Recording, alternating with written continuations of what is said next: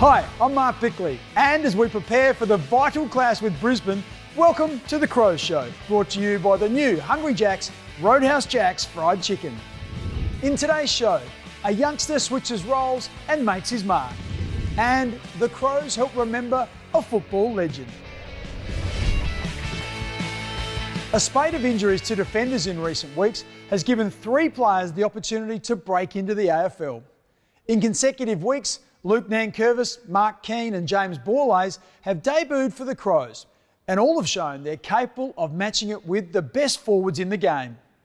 Luke, who moved into the back line this season, has impressed everyone with his athleticism, agility and fast hands.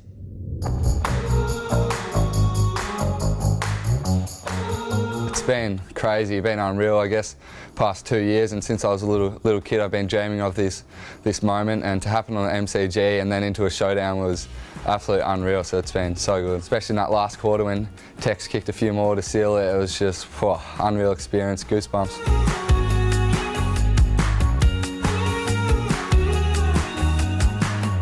My parents were driving over to watch me in the Sample, and then Nixie told me I was going to be a travelling emergency, get a bit of a taste of travelling with the boys, and then I called Mum and Dad and said, you better come home just in case it happened. So they were going to be there at the game anyways. It's good for them to get there, and I could call friends and family as well.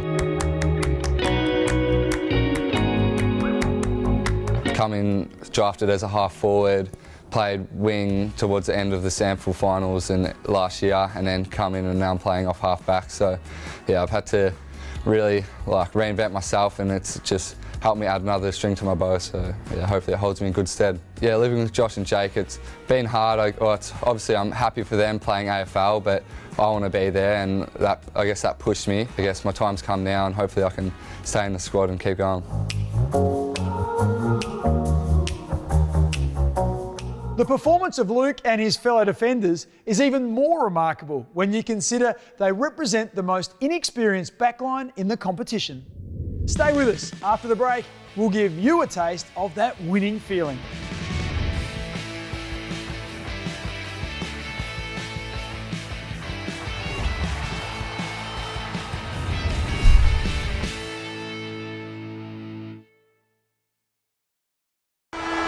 Crows Radio Show. Fantastic to be here on this Sunday morning, mate. All things going really well. Excited for a big show. Mate, rugged up as well. You've got the Crows jacket on, the Crows beanie. Join myself, Sauce and Tomo, on the Crows Radio Show every Sunday morning, live from 9 till 10 on Triple M. And if you missed the show, download it for free on the Listener app. That's LISTNR.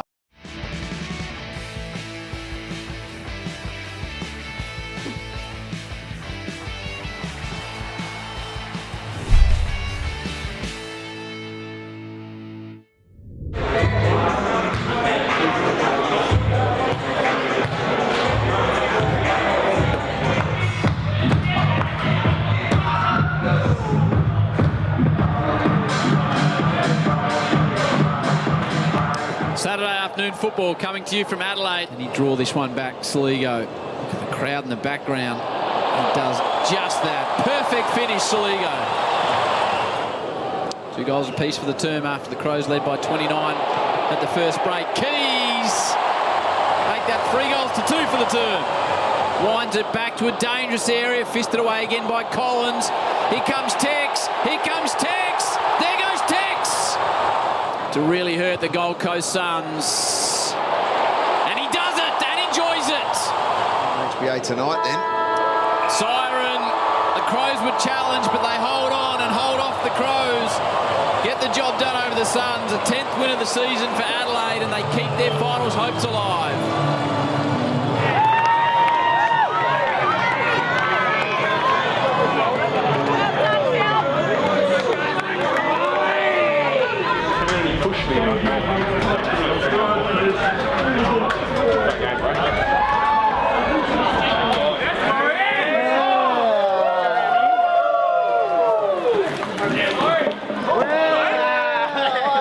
Australia, we're mighty Adelaide Crows.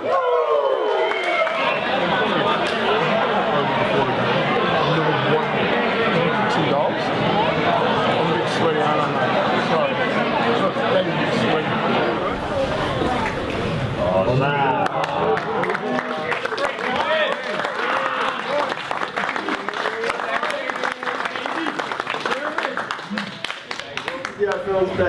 at the highest level. You've been ready. You've been ready, and no one knows until you actually get out there. But your first quarter, I know you're going to think about the one you got hit up on, but I'll give you another 15 in the first quarter where you work into the game, you attack the ball. So well done, mate. Well done. You're ready. And Kerley again, right? I know we talked about the first game.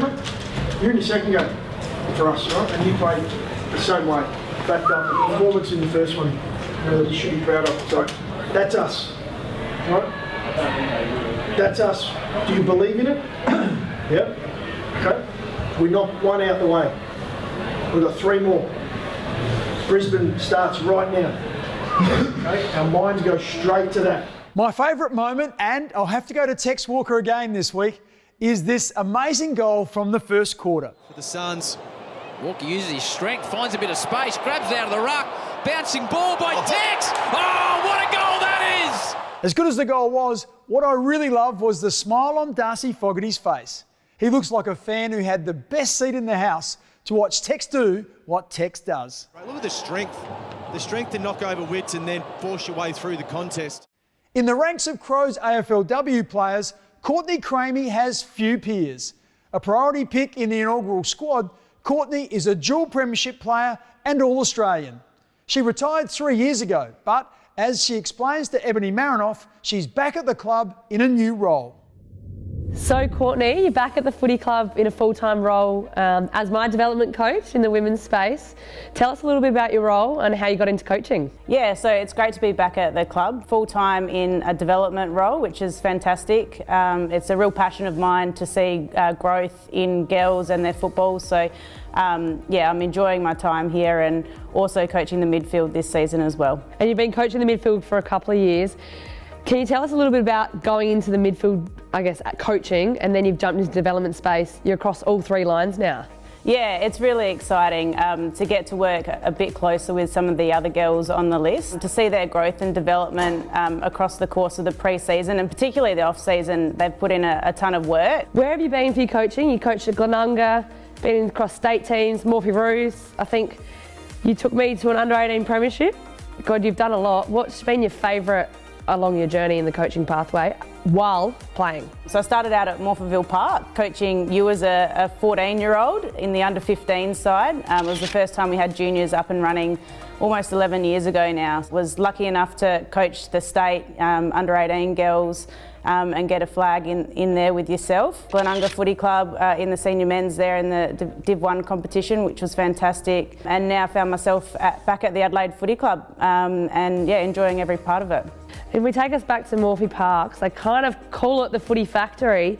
How many girls have come through the Morphy Park system? We obviously had Narelle coaching us back in the day, and there's probably about 6 or 7 current players on our list now. It was just a great place to start playing football before AFLW existed, and now to see girls drafted from Morphettville Park and then graduate through the SANFL and play for SANFL clubs and enter the AFL, it's just really exciting for women's football. Sadly, footy lost a legend around this time last year. Shortly, we'll hear how the SANFL is paying tribute to King Kerley.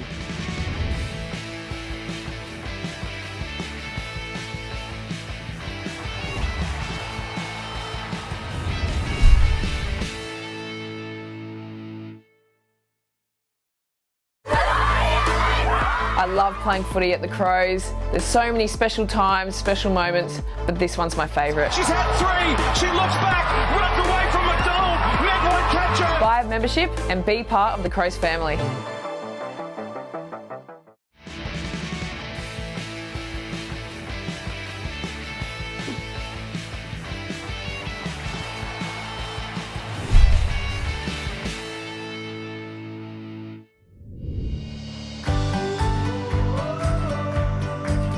Last weekend, the club was able to host our main connection piece for the year. That was the Past Players Family Day. We invited all the past players along and their kids to come along and experience a game day opportunity at Adelaide Oval. Each kid received a Crows home Guernsey with their dad's name and number on the back, and coupled that with the experience on the Oval, which made for an unforgettable experience for the kids and their families.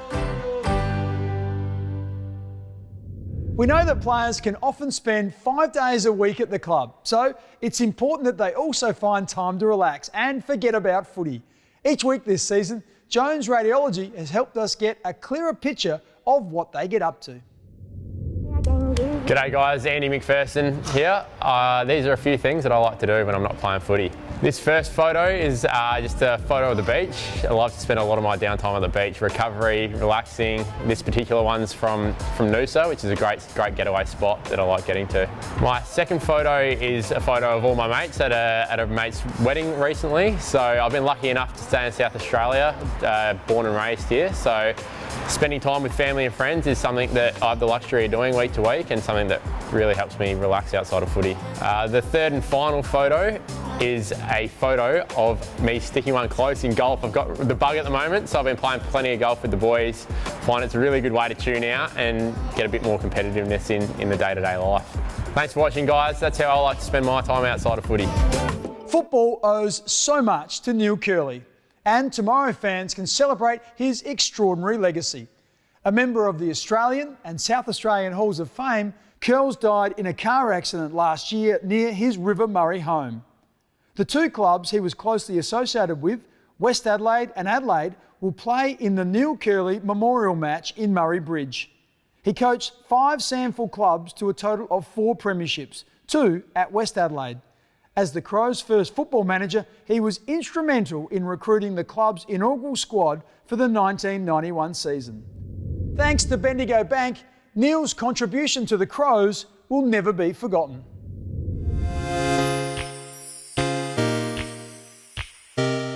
Well, it's an honour for Neil, but it's also an honour for our family. We're all football people, all of our nieces and nephews are coming, and so it started off as a family of 4 going, but now there are 20 of us going, so it'll be lovely. Neil was pretty instrumental early days or early life of the Adelaide Footy Club. Neil is a legend of West Adelaide. It's obviously sad that Neil's not here with us anymore, but he still has a big impact on our club. Really looking forward to going out and not only giving back to the community, but bringing high-level football to some of these regional areas that might not get marquee games like the S09EFL there very often. So yeah, it's something we don't take for granted, don't take lightly. I'm sure the boys will get up for the game. It's a big game in both of our seasons as well. So yeah, it's a real honour and really looking forward to it. Kerls retained a lifelong commitment to community football. Toyota is also a strong supporter of the Grassroots game, and each week on the show, they're asking you to supply your favourite highlight from your local match or league. Today, we're focusing on the end of the season for the SANFL Juniors. Here are some highlights from the Port District's Mitcham Under-11s clash. If you record a highlight or a special moment from your local competition, simply email your entry to crowshow@afc.com.au to be in the running to win a Crows merchandise pack. Now, we all know that good football handling skills can be applied to other sports. We'll check out one of them shortly.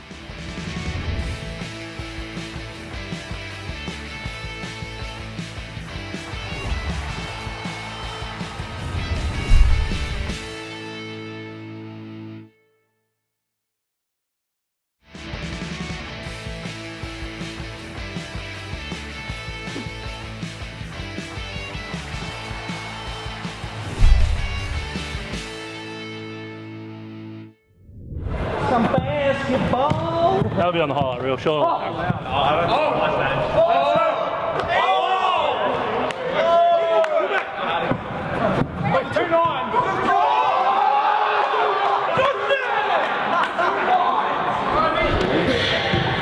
Where we want him. Where we want him.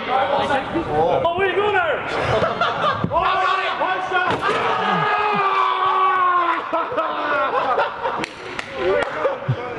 Never a game for me, but I'm reliably informed that Dawson, Shoal and Haitley have the jump on the others.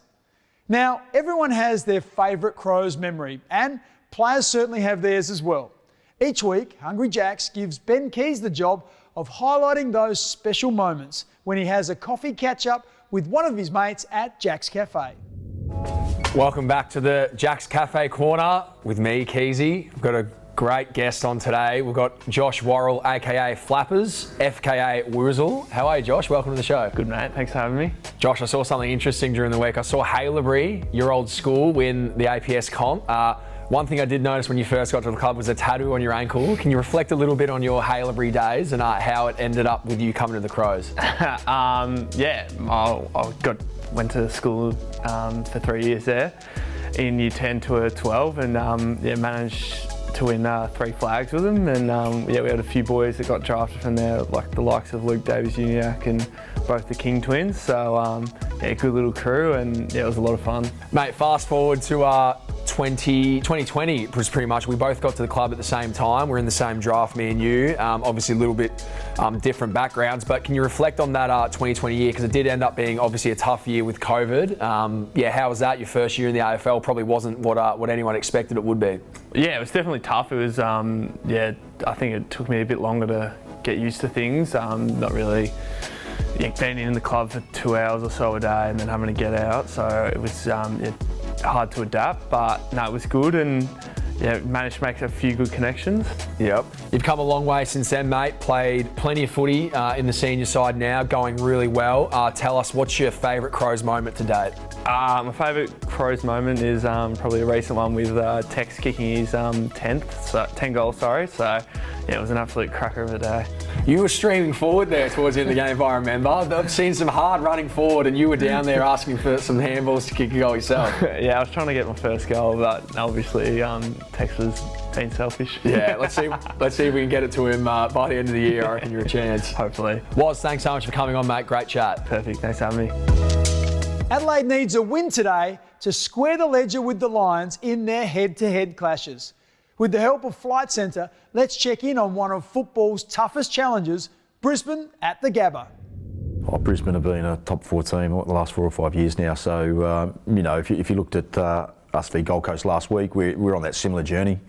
We're coming from underneath and slowly getting towards that top 8, or certainly been in the mix around that top 8. But Brisbane have been a quality team for quite a while now. Very, very good midfield. Potent forward line. You got their tools that are very good, but their smalls are vastly underrated. We know how good Charlie Cameron is, and certainly the Adelaide people would know that as well. But McCarthy, Rayner, Bailey, Zorko when he's there, Archie can slide down there. They're actually very good aerially and kicking goals as well. So the boys will certainly have their hands full. That's why, once again, in every game, not just this game, we need really good pressure around the ball and not let Dunkley, Neil, of course, McCluggage. There's some very good players in that midfield that can hurt opposition teams if we give them time and space. So that's going to be a challenge, and of course we don't want Andrews probably having an impact on the game. The opportunities we get going forward with the ball, and Payne's really improved as a backup to Andrews down there as well. So we're confident we'll get it done in the midfield, in the sense that they'll come with the right attitude, but we know that it's a very good team, and as everyone can see from a supporter's viewpoint, that the forward line is quite potent when we give them enough opportunity. We've been treating most of them just as another game, and that's worked well for us throughout the year mainly. We've been in nearly every game we've played in. It's been a couple of games we were a bit below par, but no, we won't go into this game thinking we have to win, it's elimination final. We're going into this game because we want to win it, so how do we best win it? Regardless of where that puts us on the ladder. So we think if we keep that attitude over the next 2 to 3 weeks, it'll put us around the mark. As we wrap up the show, don't forget the club's website has all the latest news, and check out the social media accounts, Facebook, Twitter, Instagram and TikTok. Thanks for your company, and I look forward to joining you again at 1:30 next Saturday on 7 before the Sandford Game of the Day. And go the Crows. The Crows Show, brought to you by the new Hungry Jack's Roadhouse Jack's Fried Chicken.